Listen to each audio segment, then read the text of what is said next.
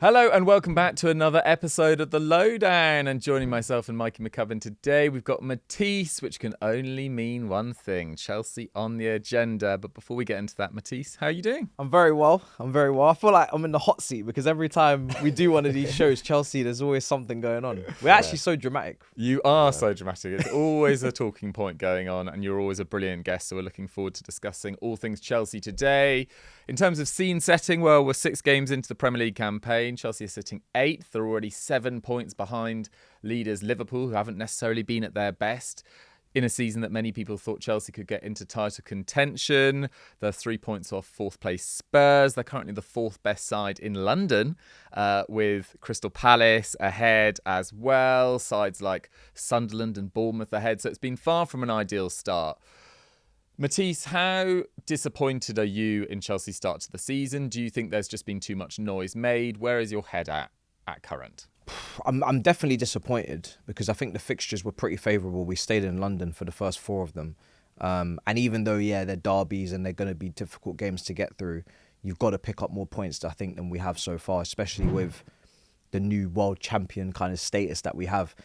Maybe there's a bit of burnout there for some of the players, the lack of pre-season. Maybe the injuries are taking more of a toll than we expected, the Levi Colwills, the Liam Delaps. But even still, I feel like Chelsea, with, again, the amount of investment, they should have the depth to have a couple of players out and still get results. I don't think a lot of Chelsea fans are looking for performances per se, because obviously Maresca, maybe first Champions League season, that rotation, he's learning that on the job, his first time. But definitely the results need to be there. And there's been a lot of individual errors, a lot of lapses of concentration. So that's disappointing to see as well, because I think this team had built up quite a lot of solidarity and unity and defensively in the last few months before the season kicked off. So yeah, definitely disappointed. And now we're going to have to beat teams that maybe people don't have us on paper to beat as well. Absolutely. A lot of red cards for sure as well, which we'll come on to in due course. But Mikey, I mean, they've won 4 games this season out of 9. Prior to last night's win against Benfica, their only wins were against West Ham, who have already changed manager, against Fulham, where there were a lot of decisions that went their way, and against Lincoln City in the Carabao Cup after going 1-0 down. Have you been surprised by Chelsea's performances so far, and what do you kind of put it down to? I think given the circumstances, I'm not overly surprised, actually. I think there was a lot of confidence gained, quite rightly, from the Club World Cup victory, especially the way that they put PSG, still, I think, the best team in world football to the sword in that final. But I do think it was maybe a little bit premature given how much business was still to be done with this squad. It's another summer of high turnover at Chelsea, tons of players sold, despite spending so much money, they only actually built up a net spend of, I think, £10 million there or thereabout. So again, a lot of change.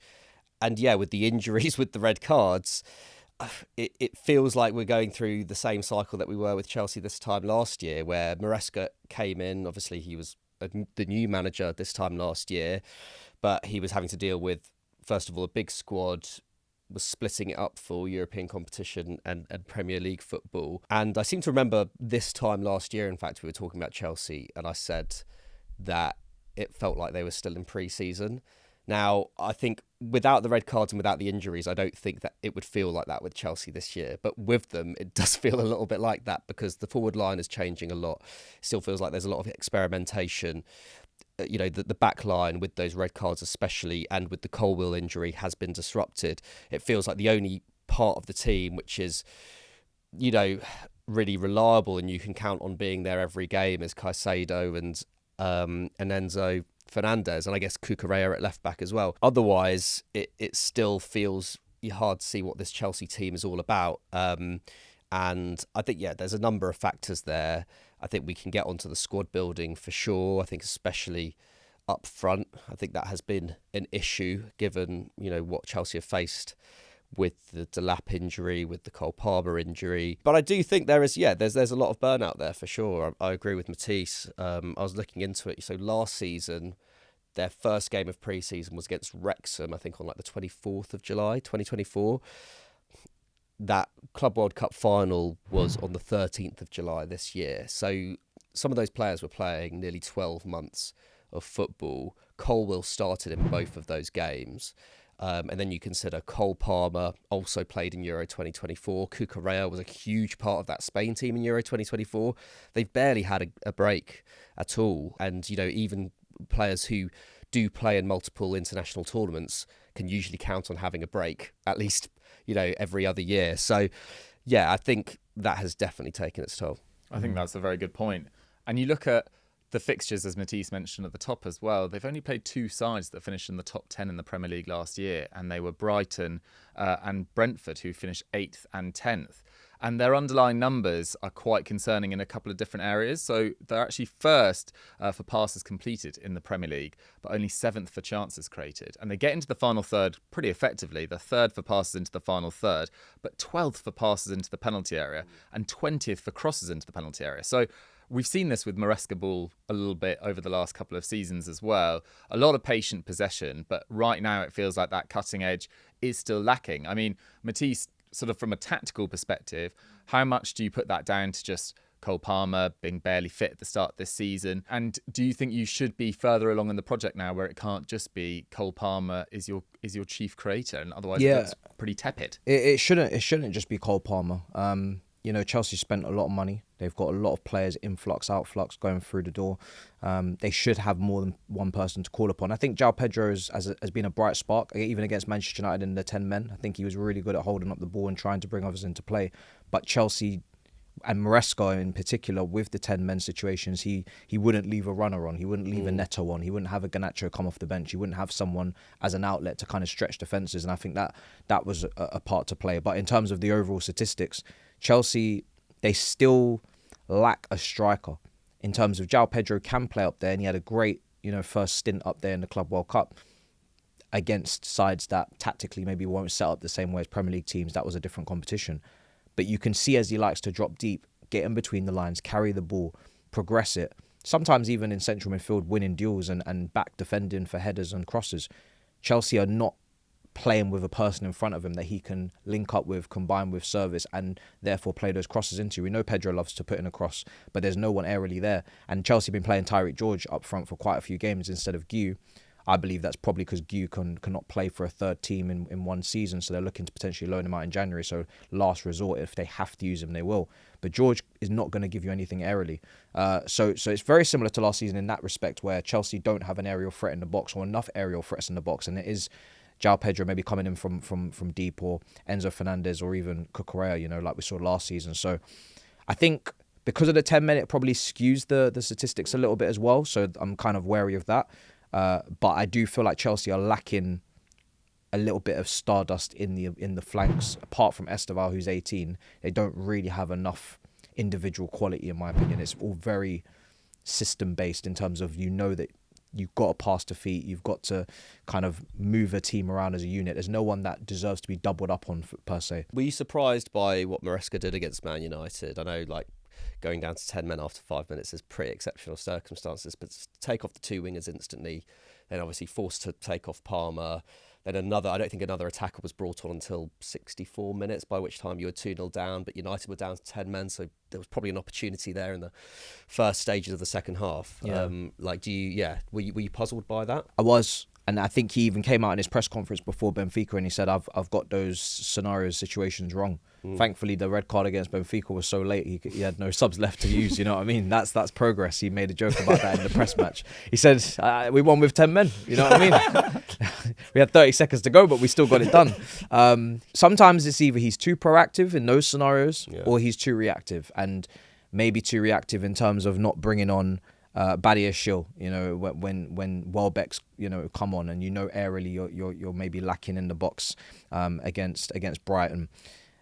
It's a strange one because with Chelsea there always feels like there's subplots in the background as to why this is not done and that's not done, and you just want to focus on the football. But the bottom line is, unfortunately, Chelsea, with the window and the way it ended, they're not as strong as they should be. When you bring in a Buonanotte from Brighton, when you bring in a Garnacho on top of Gittens, which I think makes the Gittens signing a little bit worse, because you should have a better balance at left wing. If you're going to have 2 young players competing who are pretty raw, need to improve, you kind of give the manager he doesn't bring them on. £95 million worth of winger, he doesn't bring them on. Tells me that he doesn't quite trust them as of yet to really be a big influence in the team. And that's not that's not really good. You know, when you look at the money outlaid. What do you think went wrong then in the transfer window?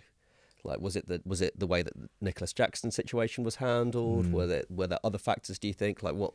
There was so much agent talk about Xavi Simons as well, and by all accounts, it didn't sound like you actually bid for him. But should they have invested more in a sort of natural Cole Palmer sort of alternative? Yeah, I mean, for me, it was you have to do one or the other. You have to bring in a third striker and leave Gu on his loan, or he should have really probably gone to the Championship. I think Chelsea should learn from maybe the loans to lower league teams, whether it was Gilmour at Norwich all those years ago, Andrea Santos at Forest, and now Gu at Sunderland. The teams that are just coming up or potentially thinking they're in a relegation battle, they're not going to use your young players, especially when there's no games. We were happy to have him on the books, man. You took him back. You didn't use him. I wanted him to be third choice. I was perfectly happy with him being there. We can't have him as third choice. You know, he scored in the cup for you, and now he's cup tied. And then obviously 1 and 2, iconic loan spell. He's saying goodbyes in Instagram posts, paragraphs about Sunderland. I'm like, what's going on here? Never fall in love with a lone player, I guess. But it's either the 10 or the striker for me. And in the end, they got both, but neither of them are the level that's required in terms of the incomings at the end, which were kind of panic buyers. A loan from Brighton with no obligation, no option. That's not really what we should be doing. And you should be on loan in the Championship, getting goals, building confidence. Because now you kind of, you don't give yourself the tactical flexibility to drop Pedro into the 10 with Palmer and play with that striker, or play Pedro in the striker role and have that 10. So you kind of end up doing neither. And I feel like the left wing, people talk about the centre-backs. Chelsea sold a lot of players, a record, but Premier League record amount of sales. Some of them were always going to go to the wire. And that meant if it was a buy to sell, basis with UEFA restrictions in the A-list, which it was, there was always going to be panicking at the end. And that's the problem when you have like a big bomb squad and they didn't even move on to Sassy Sterling in the end, you're always going to be doing business throughout the whole window, and it's not going to be just get everything done early and then move on, because you have to sell and then you replace, you buy. So they just have to get out of that habit, and they have to, hopefully this is the end of the bomb squad. Yeah, it does feel like maybe this summer was necessary for Chelsea, but it has also contributed to, I guess, a lack of development with this squad. You look at the top scorers last year. It was Cole Palmer, then it was Nicholas Jackson, then it was Noni Madueke, and then it was Enzo Fernandez. I don't think anyone else in that squad scored over 5 goals in the Premier League. Madueke's now, he's injured, but before he was injured, he was, looking bright. He was looking bright for Arsenal and really, has strengthened, I think, in the long run, their title ambitions. So strengthening a rival there. Of course, Jackson's gone to play a similar backup role at Bayern. Yeah. And what you have there is, well, first of all, you've severed the Cole Palmer, Nicholas Jackson combination, which was very effective when they were both, fit and firing. And you've got rid of, I think, your most penetrative winger, who, yes, is far from perfect, but was, especially towards the end of last season, was looking like Chelsea's most dangerous winger. And it feels like you're kind of back to square one with that. And I don't know, when you compare it to Arsenal, who are probably, at the end of a cycle in terms of they need to start selling players, a bit like Chelsea have, if they want to carry on doing business. But they've, I guess they've taken maybe a more risky approach in that they've spent big on a lot of players over the course of, 3-4 years. But say from, when you consider what Arsenal have done in the transfer market since 2022, when Clearlake took over Chelsea, and what Chelsea have done, I think the improvement whilst keeping a fairly settled squad has meant that they are now, at least in my eyes, favourites for this Premier League title, or at least one of the 2 favourites, and have been for the last 2-3 years. Chelsea, I guess, have been in a bit more of a transitional phase, and there's been a lot more turmoil in terms of different managers, etc. in that time. Four different managers under Clearlake, but nevertheless, it just felt like this time last year Chelsea were, I think, in with an outside shout of the title. Well, they had 5 more points at this stage. Yeah, and this year, although again, because of the circumstances Chelsea have had at the start of the season, I don't want to panic about it. I don't want to, I feel like it's a bit premature, but it still feels like, the squad that Chelsea had last year compared to the squad that Chelsea had this year, it feels like you're starting from the same. Yeah, it feels like you're starting from the same position that you were, where you've got a ton of new players coming in, especially in attack, and you don't quite know how they're going to link up. Like we don't have those answers yet, and we probably won't have those answers till November, December. By that point, it's a bit late for a title race. And depending on how other teams perform around you, it might even put you on the back foot in a top 4 race. Yeah. But also as well, the season is more difficult because of that Champions League football in comparison to the Conference League. And on top of that, the rivals around Chelsea have strengthened much more than Summers in maybe 3 or 4 years. We're talking about City, with Cherki. I know he's injured now. Mamouche is now in his full season, but more so Liverpool with Ekitike, Isak, Arsenal, what they've done, Gyökeres. The clubs that are going for the league have strengthened far more than the Chiesa, low budget kind of transfers, the Mikel Merino kind of squad player transfers. They've gone for key players, and Chelsea, they haven't responded to that. They've been pretty stubborn and said, actually, we're going to continue doing exactly what we've always done, which is, this style of player that we bring in, this kind of criteria. But they haven't moved the needle enough. And that's a shame, because I think they've got some players that are ready to be in a title race. The Caicedos, the Cole Palmers, the Reece Jameses when he can stay consistently fit, which he has been for a while. João Pedro's looked brilliant when he's come in, Cucurella. And then the rest, it's very up and down. Let's go into some of the specifics of some of the summer signings, because you did already mention it in the sort of left wing position. I mean, Jamie Gittens is someone that's getting a little bit of flack, I'd say, online. People are a little bit... think he's lacking a little bit of confidence, not necessarily making the cleanest decisions. And he's had an interesting last year, because he went off like a rocket at the start of last season with Dortmund, and then Niko Kovac switched system after January, and he was much more of a bit part player. He arrives at Chelsea, and then there's so much speculation about other players they want to sign, etc. What have you made about his start at Chelsea in a Chelsea shirt? I think it's to be expected. He's 20. I don't think it was a breakout season last year. You look at the other players that have come from that league, like a Sancho, like a Haaland. They had breakout seasons, golden boys, whatnot. You looked at them and said they have to make that move right now. Whereas Gittens, I feel like he needed another season to really establish himself fully. Chelsea took the punt. I think it was quite an expensive punt as well. I think a lot of us were thinking, okay, maybe this will cost 35 million. Maybe that will bring the pressure down a bit. But when it is 55, it's nothing on the player. He didn't negotiate that deal for himself. But it does put you under more pressure when the price tag gets higher like that, because there is just higher expectations. He is 20, and he shouldn't be under as much pressure as he is. But that, I think, is a consequence of also Chelsea signing Garnacho, who a lot of Chelsea fans weren't keen on. They had to warm up to him as well. A lot of Man United fans felt like he was better off the bench, more of an impact sub. He still isn't a consistent frontline player for me at a top club for going for a league title. So again, that puts and he's also young, and that puts pressure on. So they both just almost end up putting pressure on each other, because neither of them should be in the scenario situation that they're in. And that is down to the recruitment, and Chelsea not maybe looking at a Semenyo who's 25 and is just about to maybe take that next step up.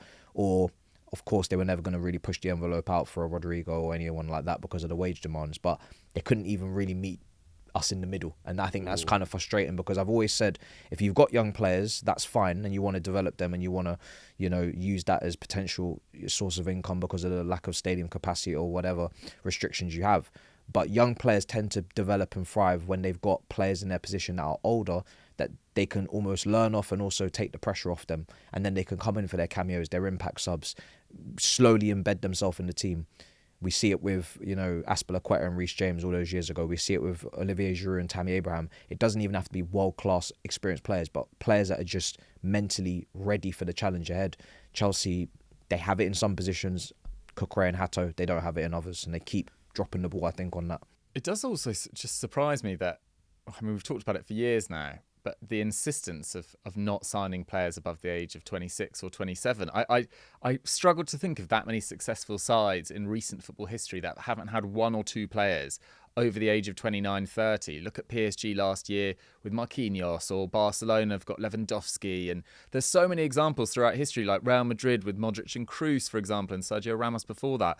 It's such a unique strategy to basically go like, we're all learning on the job. And, Colwill is now seen as one of the leaders in this side. He's now seen as a massive defensive issue, which I do agree with. He's probably Chelsea's outstanding centre-back, but he's still relatively young as well. I don't know how you don't look at this squad and think they would be so much better with an experienced goalkeeper and one experienced centre-half, even if it's like Mark Gehi. I don't mind that policy in and of itself, but you have to let that squad grow together. You look back, again, to compare it to Arsenal. Like, they've kind of had that policy. They brought that squad age down massively under Arteta, but then they let that squad grow together. Whereas at Chelsea, it's still there's still that feeling of, we're going to bring you in, you're 21, 22 years old, but if you're not really firing after 6 months, there's a possibility you'll get sold next summer. The two things together they don't work in terms of building a squad that grows together and can challenge for more things season on season, and play, go from playing the Conference League to the Champions League. That's a huge step up. All these things, I feel for anyone who's managing this side. I think Maresca has done a pretty good job, all things considered. I guess to follow on from that, I do still think, when fully fit, this Chelsea squad is still a pretty good squad. Matisse, what would be your front line, kind of, number 10, like right wing, left wing, up front, when everyone's fit? Like, what do you think is like Chelsea's best team? You'd look at Palmer in the 10, absolutely. João Pedro up front. The dream situation so would you'd have been João Pedro over Delap at this point? At the moment, but the dream scenario for me would have been, I wanted Ekitike over the summer. I think Ekitike up front with João Pedro behind and Palmer on the right would have been absolutely just incredible. And that left-hand side is anybody's guess. I mean, Esteval, he's young, he's exciting. So I think it won't be long until he is considered probably as a player that starts for Chelsea. But he's kind of battling out of Pedro Neto, and Pedro Neto, he's in a decent bit of form, but he still has a lot to prove, I think, as well, for the price tag. But he'll probably start on the right, and you're probably looking at Garnacho on the left. If you are to put Esteval on the right, you're probably looking at Pedro Neto on the left. But the wingers, for me, it's very difficult to hang your hat on an 18-year-old Brazilian in England for the first time. It's not fair. And the rest of the wingers for me are they're very much too much of the same type, where Neto and Garnacho, the dribbling style, the chance creation style is very similar. Gittens is obviously incredibly raw. So I agree with you. I sprinkling in a little bit of experience, even though it doesn't have the resale value, even though it doesn't have necessarily, the market value in a few years, you would probably make more money in terms of doing better in competitions, and also the front of shirt sponsor that's still not there, that needs to be rectified and addressed as well. That you're losing money in other areas and trying to compensate by going aggressively on this strategy, when I think you can do a better blend and still do very well. Liverpool, every player they brought in this summer was 25 or under, but they have Van Dijk, they have Salah.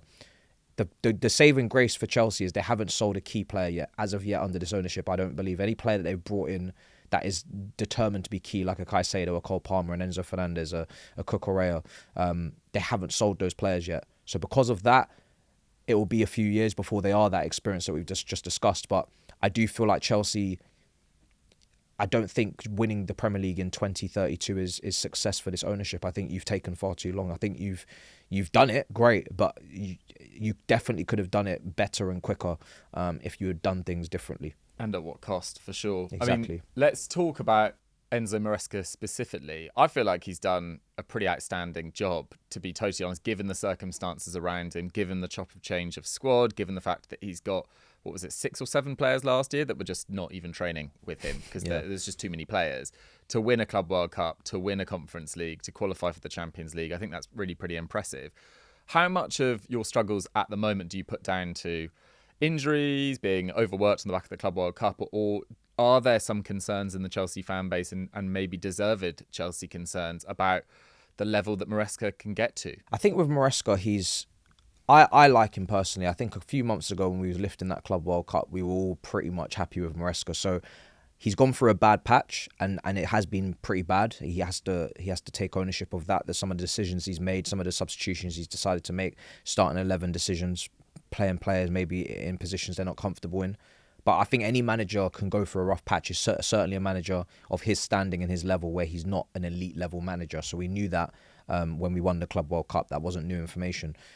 He's certainly having to learn to cope with the injuries, the suspensions, the Champions League, the Premier League, the new faces, the players that may not really be as ready as they need to be. I think even top managers, they do tend to ask for top signings. And certainly if Maresca has asked for that over the summer and he hasn't got that, then it's understandable as to why he might be struggling and might not trust certain players. So I have a lot of time for him. Also because I think Chelsea, regardless of if they were to fall out with him or move him on, the manager coming in would not be the manager that people expect it to be at Chelsea of the years gone past under Rome, and it would be another probably young up and coming manager that would still need the same grace, the same learning, the same experiences to go through. So I don't really see any point in changing that unless it got drastically bad, which it's not. Is that because you don't think it'd be an experienced manager because of the job security of the Chelsea job since Clearlake had been in charge, and they wouldn't, say a Tuchel, if he was available, he obviously probably wouldn't go back to Chelsea, but that sort of level of manager, they just wouldn't be interested in the Chelsea job right now? I think it was a very clear marker when Tuchel was sacked, and it was basically down to communication and collaboration. And even when Maresca's kind of had to bite his tongue and he's kind of snapped over the last few weeks and said, I look at Liverpool's recruitment. That's not something we're going to be able to compete with going this way. I think he said he wanted a centre-back. There was rumours and reports he wanted a goalkeeper, Mike Maignan. It never really materialised. The Jackson situation, how did that unfold? But he didn't trust Q last season. Why would he trust him now? I think if he's struggling with that and his kind of stock as a manager is still, growing, there's no way an elite level top manager, an experienced manager who's been at top clubs, won things, is going to put up with that type of model or that type of structure. I think that takes someone like a head coach, and that's what Maresca's been appointed to be. Mikey, let's talk about sort of the context around the results, because at the start of this season, we've seen a lot of teams, particularly that have undergone big changes in the summer, not just Chelsea, but Liverpool. Arsenal have come in for a bit of criticism about the way they've played some of their games as well. How much is just the pure amount of churn at those clubs going to factor into it? And then specifically the red cards as well, because results have really turned in the last week or so, and Chelsea have had a man sent off in every one of those. Yeah. Early on at Old Trafford, we're dominating against Brighton and then have a red card. How much of this is just sort of pure circumstance? Yeah, I think, and also to start the season, like we were talking about Arsenal last week? Yeah, it was last week. Yeah, it feels like a long time ago now that after that Newcastle result. But we were talking about Arsenal last week, and it was like, they had quite a tough start to the season, fixture-wise, and yeah, it's a small sample size, isn't it? Like Chelsea have lost 2 games in the Premier League this season, their last 2 games, and for 122 minutes of those 180 minutes, they were down to 10 men.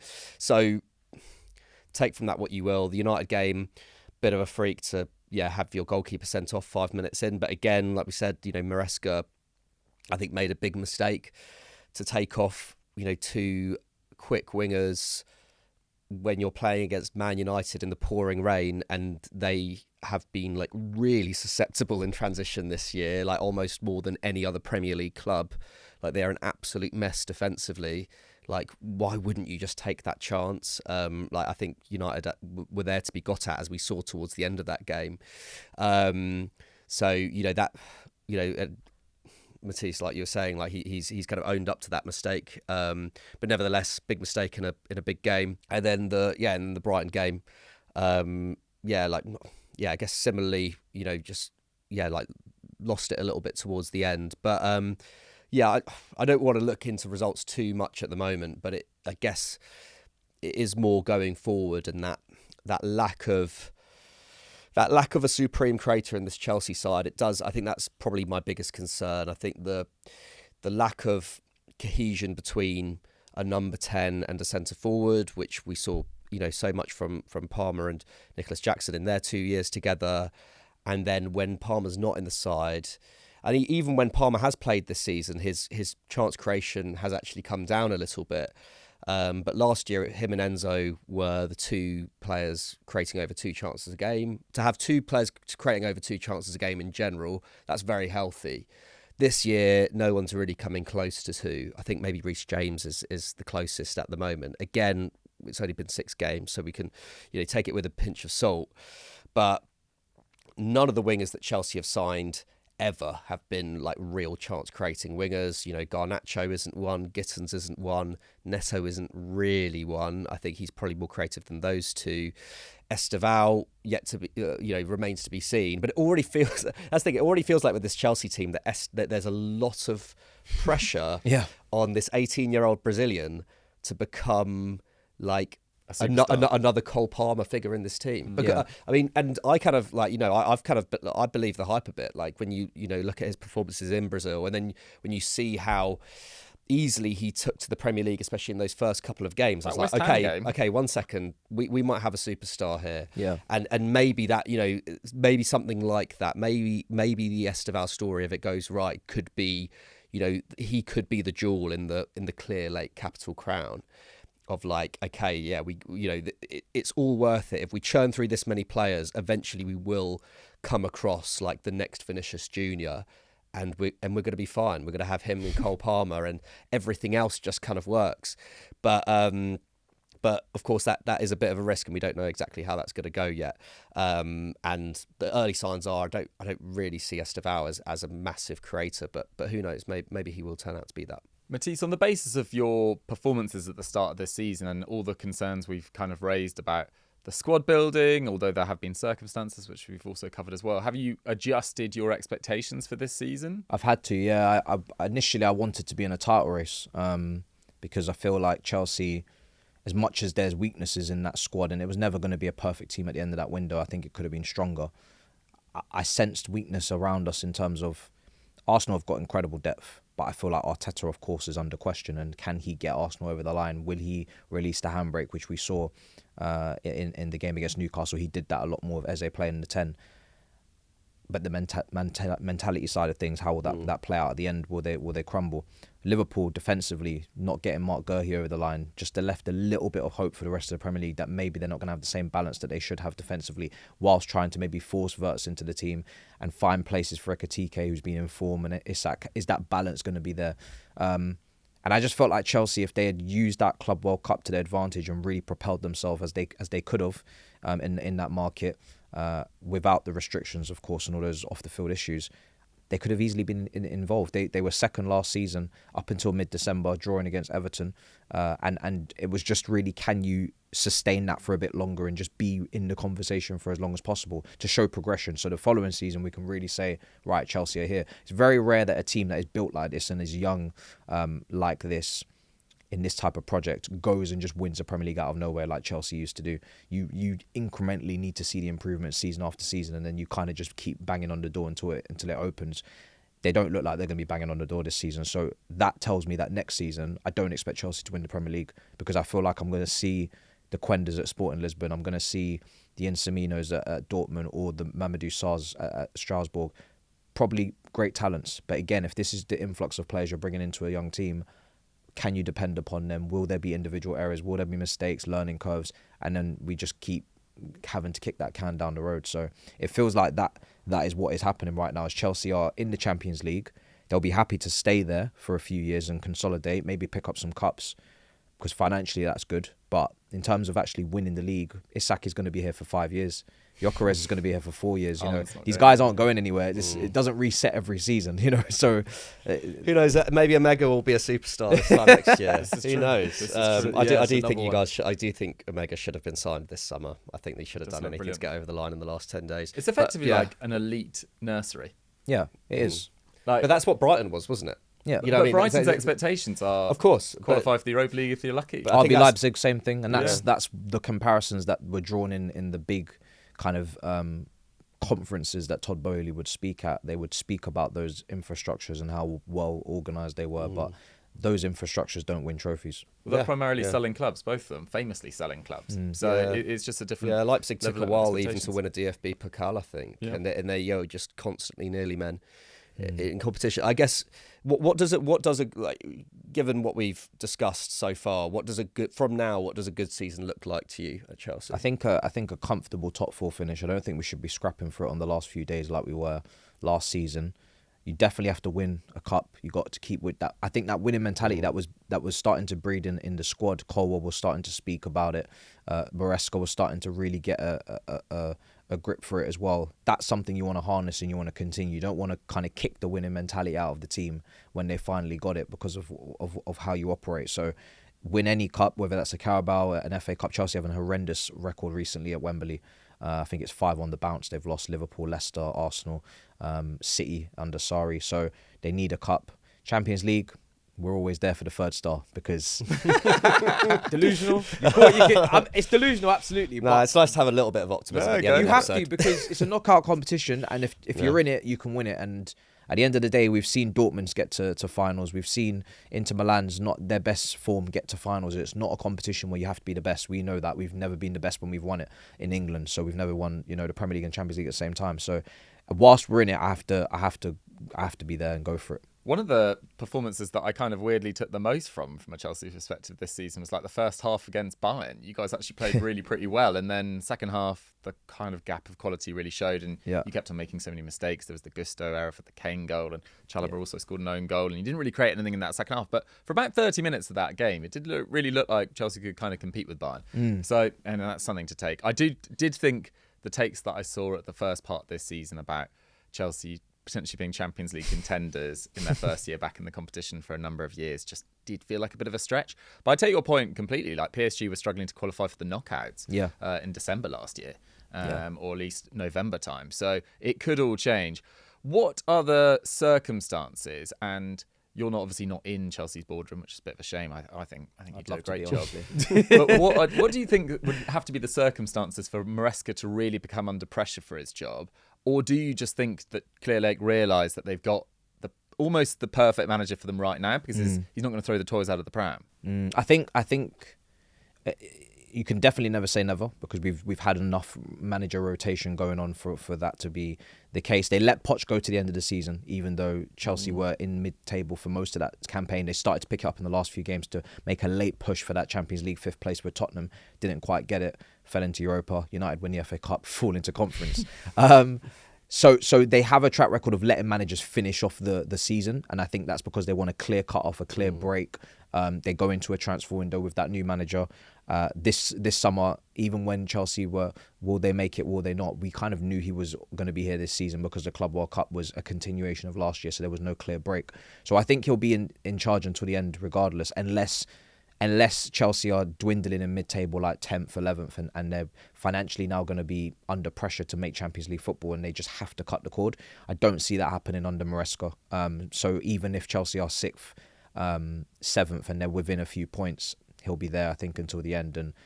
But I do think he's capable of having us qualify. I think there should be a bit of a gap between us and maybe a Tottenham under Thomas Frank first season. And Manchester United, of course, are nowhere near it. Villa didn't have the most inspiring window. Newcastle lost a lot of big hitters in the forward line up front with his sack. Got to create a gap to Sunderland as well. Yeah. Because if anything, you're worrying me more. If anything, Sunderland and Crystal Palace are worrying me more right now. Do you know what I mean? So we should have enough, especially with people back from injury and who knows what we'll do in January. I'm sure I'll be on this very chair talking about 10 new signings. The signings that can in fix January. Chelsea's season. You know it's coming. But you do make a good point. I think the sides in the top 4 or 5 at the moment, like Bournemouth, Sunderland, Palace, are likely to be there. I'm sorry, Mikey, I interrupted. I was just going to say, we're probably running out of time, but I guess what is the feeling amongst Chelsea fans here? Because since in the Abramovich era, so used to, even if you had a down season, there was the expectation that you'd probably win something the following year.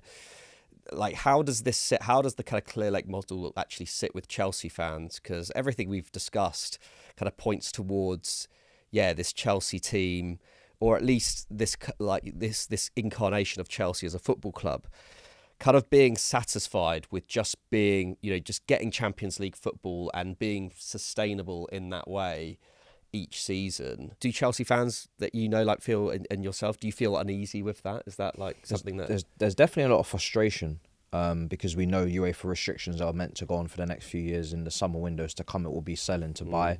I think, especially at the ground, there's definitely going to be frustration as well because Chelsea...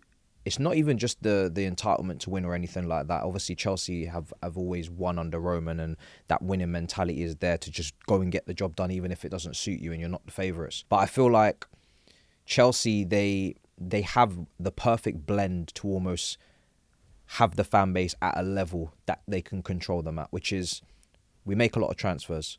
And you know what it's like. You make transfers, it's a new player, there's new hope, it's the honeymoon period, it's exciting, there's the unknown possibilities, and the unknown is more exciting than the known in football. So they have that down to a T, bringing in a lot of players, young players, the potential. What could that person become? What could they be if we use our big imagination and we look up, what could happen? That is on point, and that continues to keep happening. It will keep happening.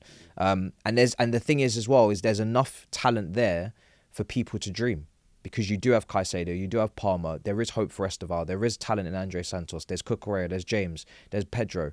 So it's not a bad team. If it was a terrible team and Chelsea were just terrible all the time, it would be easy, cut and dry. We know what the problem is. But because Chelsea have enough talent to have hope, when they then mix it with players that are not quite ready, and it brings the overall level down with the mistakes, the individual errors, then the frustration comes out.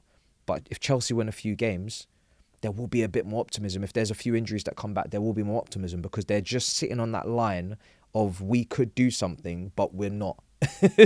And that's the frustrating thing. And that's what it is frustration. 100%. Well, let's see whether that frustration comes to a point against Liverpool at home. They've then got Forest away, Sunderland at home, and Spurs away. So kind of up and down in terms of the next few weeks in terms of fixtures. There's a lot of sides having various different fortunes there. But thank you so much, Matisse, for joining us on the Lowdown as ever. I'm sure people have loved listening to you as we have. Where could they find your stuff if they want to hear more of you? Just MAH on YouTube, 3 letters, easy to type in. Loads of content coming out there, reviews.